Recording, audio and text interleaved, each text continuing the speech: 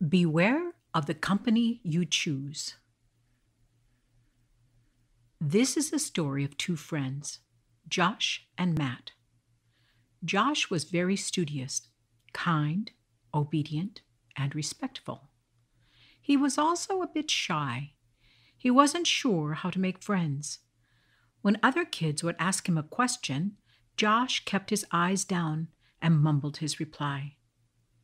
Matt, on the other hand, was very confident.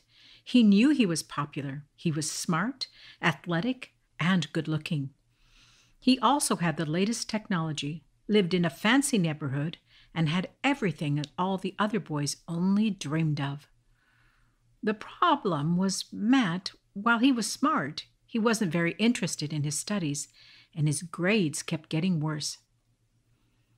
Matt's mom noticed his grades slipping and said, "Matt, if you don't start studying harder and getting your work done, you will be grounded." This caught Matt's attention. He never got grounded. What was he to do? He knew he had to get his homework done, but he also knew he didn't want to do it. So, who would? And then Matt thought of Josh. He decided to befriend Josh. As the kids were leaving school the next day, Matt ran up to Josh. "Hey, Josh, how you doing?" Josh was not accustomed to be talked to and didn't realize Matt was speaking to him. Matt, a bit annoyed at not being noticed, spoke louder. "Josh, how you doing?" Josh stopped and mumbled, "Okay. I'm okay."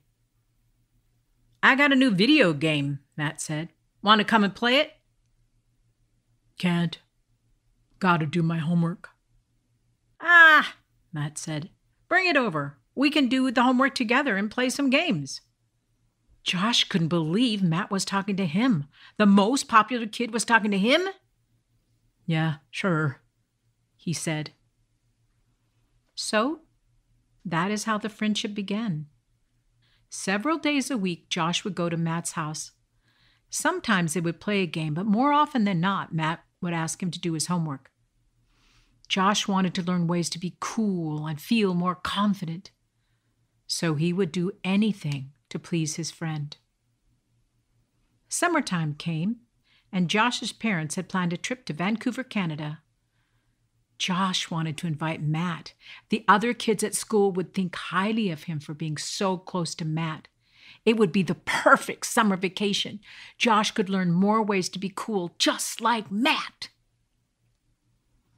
Josh couldn't believe Matt accepted his invitation. The truth was, Matt didn't want to hang out with his little sister. When they arrived at the park, Josh's parents told the boys to stay close to them and not wander into the woods.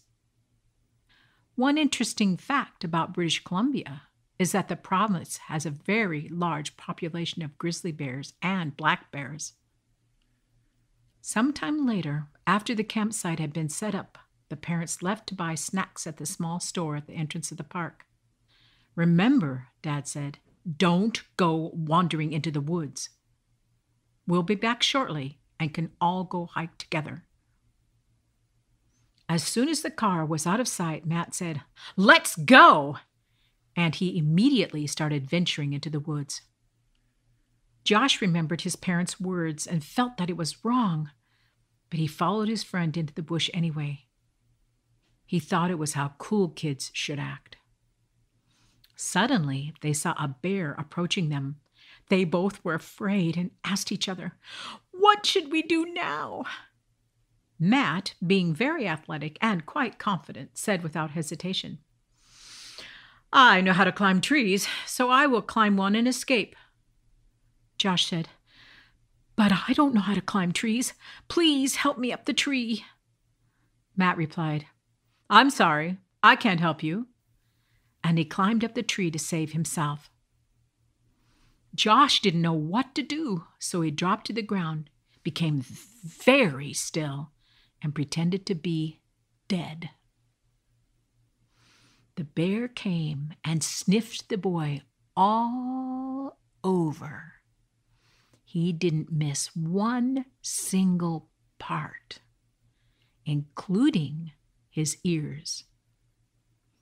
And, assuming the boy was dead, he lumbered away.